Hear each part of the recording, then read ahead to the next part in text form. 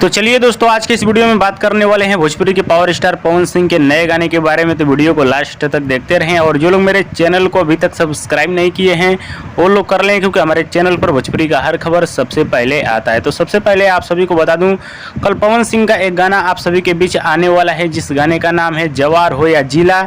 इस गाने को कल रिलीज किया जाएगा टाइम्स म्यूजिक भोजपुरी के यूट्यूब चैनल पर सुबह 7 बजे। तो गाने को सुनिएगा, देखिएगा।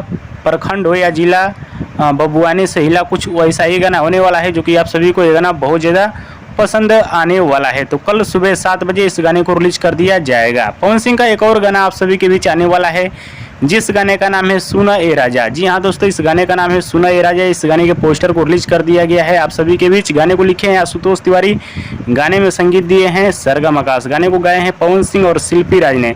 और पवन सिंह के इस गाने को भी बहुत जल्द आप सभी के बीच रिलीज किया जाएगा यस्सी म्यूजिक वर्ल्ड के यूट्यूब चैनल पे। हमको लग रहा है कि इस गाने को 4 तारीख को रिलीज किया जाएगा। जी हाँ दोस्तों, ऐसा लग रहा है 4 तारीख को इस वाले गाने को रिलीज किया जाएगा।